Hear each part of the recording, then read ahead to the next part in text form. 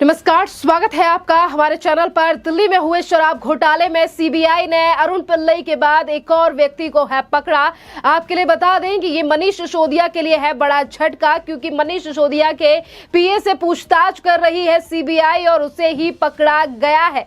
दरअसल आपके लिए बता दें कि जहां एक तरफ मनीष सिसोदिया की सीबीआई और ईडी ने बढ़ाई है मुश्किलें, तो अब मनीष सिसोदिया के पीए से सीबीआई हेडक्वार्टर में हो रही है पूछताछ। और इसी पूरे मामले को लेकर आज भारतीय जनता पार्टी के नेता कपिल मिश्रा ने आम आदमी पार्टी सरकार और मनीष सिसोदिया पर साधा है निशाना। दरअसल बीजेपी नेता कपिल मिश्रा ने ट्वीट करके ये कहा है कि मनीष सिसोदिया के पीए को सीबीआई के द्वारा पकड़ा गया है और घोटाले का अंदाजा इस चीज से लगाया जा सकता है जिस तरीके से मनीष सिसोदिया के पीए देवेंद्र की जो संपत्ति है वो पिछले 5 सालों में बढ़ी है। अब धीरे धीरे करके जो चीजें हैं वो तमाम चीजें अब जनता के सामने आएंगी और इसी बात से अब अंदाजा भी लगाया जा सकता है कि ये घोटाला जो है वो कितना बड़ा था। जहां एक तरफ पीए को लेकर निशाना साधा गया है, देवेंद्र शर्मा को लेकर निशाना साधा गया है, तो वहीं दूसरी तरफ सिसोदिया के साले, सिसोदिया के रिश्तेदारों की संपत्ति का सच अब खुलना शुरू होगा। ये बात जो है वो कही गई है बीजेपी नेता कपिल मिश्रा की तरफ से। दरअसल आपके लिए बता दें कि ये पहली बार नहीं है कि मनीष सिसोदिया के किसी संबंधी या फिर पीए के खिलाफ एक्शन लिया गया है या फिर पूछताछ के लिए बुलाया गया है। इससे पहले भी कई करीबियों को हिरासत में या फिर उनसे पूछताछ जो है वो सीबीआई और ईडी के द्वारा की गई है।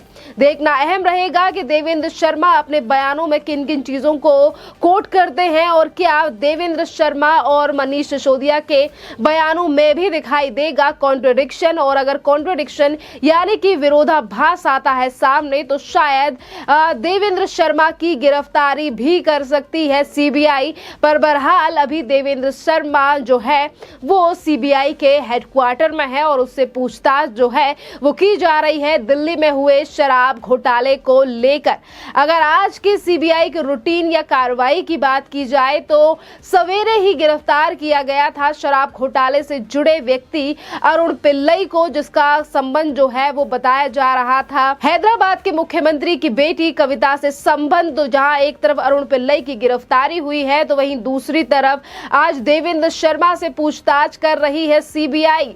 अगर अरुण पिल्लई का हम जिक्र करें तो आपके लिए बता दें कि कविता यानी कि हैदराबाद की चीफ मिनिस्टर की बेटी कविता का अकाउंटेंट यानी कि पूर्व अकाउंटेंट रह चुका है देवेंद्र शर्मा और इसी के द्वारा नीति बनाई गई थी शराब नीति। और अभी 2 से 3 हफ्ते पहले इसे भी सीबीआई के द्वारा पूछताछ के लिए बुलाया गया था, समन भेजा गया था और उसकी गिरफ्तारी भी अब हो चुकी है। एक के बाद एक मनीष सिसोदिया के करीबी के ऊपर शिकंजा कसा जा रहा है और अब मुश्किलें बढ़ती हुई नजर आ रही है। मनीष सिसोदिया की उस हजारों करोड़ के घोटाले को लेकर, शराब घोटाला जो कि देश की राजधानी दिल्ली में हुआ है, और इसी पूरे घोटाले को लेकर आज भारतीय जनता पार्टी हमलावर है आम आदमी पार्टी सरकार के ऊपर। और इसीलिए मनीष सिसोदिया ने कहा है कि अभी सगे संबंधियों का चिट्ठा खुलना शुरू हो गया है। अब चीजें निकलकर सामने आएंगी कि कितना पैसा किसके खाते में गया और किसको कितना पैसा दिया गया है मनीष सिसोदिया के द्वारा।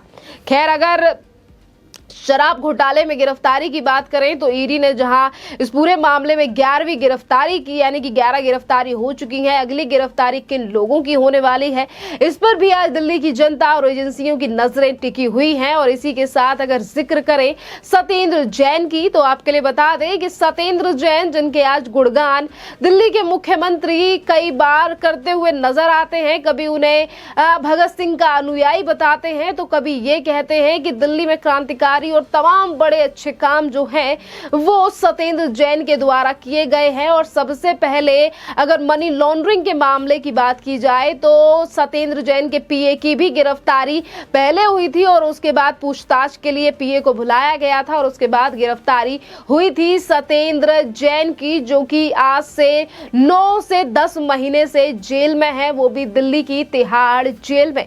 और आज मनीष सिसोदिया भी उसी दिल्ली की तिहाड़ जेल में में पहुंच चुके हैं। और वहीं सत्येंद्र जैन और मनीष सिसोदिया की जेलों की यानी कि वार्ड, यानी कि जिस वार्ड में वो बंद है मनीष सिसोदिया और जिस वार्ड में सत्येंद्र जैन बंद है, इसके बीच में सिर्फ 500 मीटर का फासला है। और वहीं दूसरी तरफ बुजुर्गों के सेल में डाला गया है मनीष सिसोदिया को। जिस तरीके से खबरें सामने आ रही हैं कि रात उन्हें नींद भी नहीं आई और मटर आलू की सब्जी से रोटी खाई है मनीष सिसोदिया ने। अब देखना अहम रहेगा कि 14 दिन के बाद कितने दिन और मनीष सिसोदिया को जेल की रोटी खानी पड़ेगी या फिर 10 तारीख को मिल जाएगी रिहाई, क्योंकि 10 तारीख को जमानत पर होने वाली है सुनवाई। तो वहीं दूसरी तरफ होली को लेकर भी मनीष सिसोदिया की जो होली है वो पहले ही बेरंग हो चुकी है। जिस तरीके से कल होली का त्योहार है और मनीष सिसोदिया सत्येंद्र जैन के साथ दिल्ली की तिहाड़ जेल में ही बंद रहेंगे। खैर ये पहली बार नहीं है जिस तरीके से अगर हम कहें कि किसी एक नेता की होली जो है वो बेरंग हुई है। इससे पहले भी तमाम ऐसे नेता हैं जो इस तरीके से भ्रष्टाचार के मामले में जेल में गए हैं और उन्होंने भी अपने कई त्योहार जो है वो जेल के अंदर बनाए हैं। चाहे फिर हम महाराष्ट्र के कई नेताओं की बात करें, संजय राउत से लेकर नवाब मलिक जो कि 1 साल से जेल के अंदर हैं और उनके तो कई त्योहार जो हैं वो बेरंग जो हैं वो हो चुके हैं, जहां एक के बाद एक हर राज्य में भ्रष्टाचार निकलकर सामने आ रहा है। एजेंसियां अपना काम कर रही हैं। एक तरफ ममता बनर्जी के भतीजे अभिषेक बनर्जी के ऊपर कोयला घोटाले को लेकर चल रही है जांच, तो वहीं दूसरी तरफ महाराष्ट्र में संजय राउत के ऊपर भी पात्रा चौल मामले को लेकर मामला अभी ठंडा होता हुआ नजर नहीं आ रहा है। तो वहीं दूसरी तरफ तमाम और राज्यों में भी सीबीआई और ईडी और इसी के साथ इनकम टैक्स डिपार्टमेंट लगातार छापेमारी कर रहा है।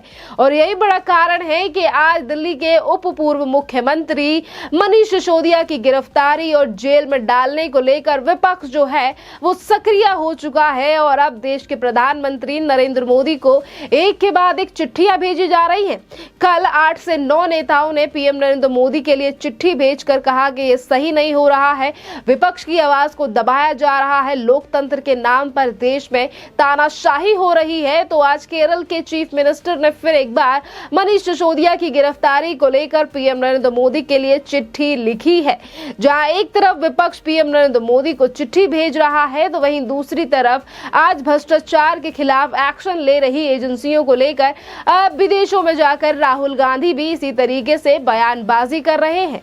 खैर अगर शराब घोटाले की बात की जाए तो आज शराब घोटाले में जो करोड़ों रुपए का पैसा जो है वो गबन किया गया है तमाम राजनीतिक नेताओं के द्वारा, आम आदमी पार्टी के नेताओं के द्वारा, इसको लेकर जहां एक तरफ भारतीय जनता पार्टी हमलावर है, एजेंसियां लगातार इस पूरे मामले पर एक्शन ले रही हैं, तो वहीं दूसरी तरफ दिल्ली की जनता की तरफ से भी राय रखी जा रही है इस पूरे मामले पर कि जो भ्रष्टाचार को खत्म करने की करते थे बातें, आज वही पार्टी सबसे ज्यादा भ्रष्टाचार करती हुई नजर आ रही है।